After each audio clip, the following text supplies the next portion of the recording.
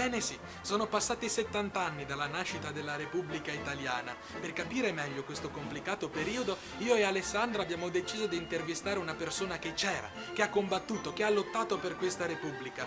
La persona che abbiamo intervistato è Gianfranco De Bosio. De Bosio, insieme a Zeffirelli, è uno dei registi teatrali più importanti italiani. È nato a Verona il 16 settembre del 1924. Fu autore della Resistenza veronese e fece parte del CLN provinciale. Fondò il Teatro dell'Università di Padova, è stato direttore del Teatro Stabile di Torino ed è stato per ben 2 volte sovrintendente dell'ente lirico dell'Arena di Verona. È docente di università e insegna recitazione al Piccolo Teatro di Milano. Recentemente ha diretto Aida nel 94esimo Festival Lirico dell'Arena di Verona. Attualmente vive a Milano con la famiglia per motivi di lavoro. Ma ora ascoltiamo che cosa ci dice il maestro De Bosio.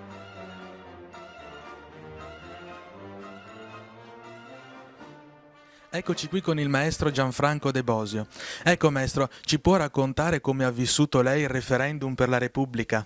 Ma diciamo, io l'ho vissuto a Verona e sono stato uno dei più accesi propagandisti per la Repubblica, in quanto ritenevo, come la maggior parte degli italiani tutto sommato, che la monarchia avesse concluso negativamente la sua storia, in quanto si era legata a Mussolini e aveva praticamente sostenuto il fascismo. Quindi non si poteva riconfermare la monarchia e quindi io sono stato un acceso sostenitore della Repubblica. Però va anche detto che l'Italia ha votato, ben 10 milioni di cittadini hanno votato monarchia contro 12 milioni di Repubblica. Quindi diciamo non è stata una vittoria quella della Repubblica di larghissimo consenso.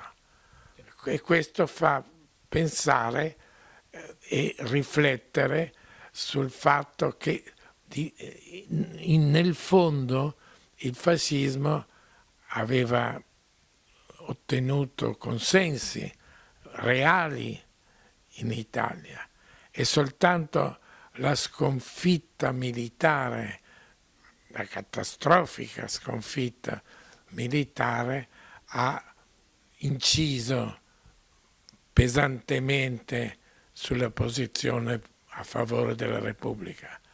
Ma un po' i Savoia, la loro storia di unificazione della nazione, eccetera, aveva ancora un certo fascino per la popolazione. Per fortuna io ho conosciuto proprio pochi giorni dopo la liberazione il luogotenente Umberto e devo dire che era un personaggio modesto che non sapeva nemmeno confrontarsi con il CLN. La sua venuta a Verona è stata modestissima e questo è stato senz'altro una ragione che un motivo che ha facilitato il passaggio alla Repubblica. E vinse appunto la Repubblica. E il popolo fu coinvolto in questa nuova esperienza politica? Che ruolo aveva? Direi di sì, direi che il numero dei votanti è tale, 23 milioni di cittadini hanno votato, quindi il coinvolgimento era notevole. E direi che, come stavo dicendo, la monarchia ha perso con onore. Certo. E quali sono state le sue preoccupazioni, i suoi timori e quali furono le speranze riposte in questo passaggio alla Repubblica? Ma diciamo le speranze erano molto superiori a quello che poi è stato il risultato finale, perché con la Repubblica non si sono perse certe debolezze della politica italiana, le battaglie individuali, l'assenza tutto sommato di un profondo senso democratico del paese, che d'altra parte non poteva averlo dopo 20 anni di fascismo. Il fascismo, in fondo, io l'ho vissuto fortunatamente, come risulta anche nel mio libro, con alcuni parenti antifascisti, in particolare lo zio Giovanni Dean, in un clima di opposizione, ma di fatto l'Italia era fascista.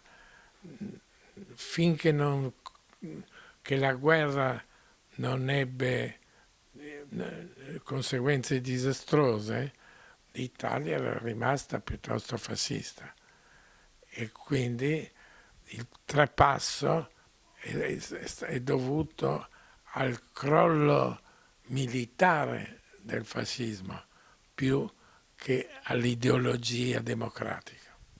E quale ruolo ha avuto o può avere, insomma, l'intellettuale, il regista, appunto, nella difesa dei valori della Repubblica e soprattutto della democrazia? Ma diciamo subito dopo la vittoria della Repubblica è chiaro che gli intellettuali repubblicani si sono fatti avanti e hanno ottenuto un cambio culturale all'interno della vita politica. Naturalmente non è che da un giorno all'altro con la bacchetta magica l'Italia cambia, non è ancora cambiata oggi, quindi ci vogliono decenni e forse secoli per trasformare. Teniamo presente che d'altra parte l'Italia fino all'870 non era nemmeno una nazione. Quindi in realtà l'Italia ha una storia breve.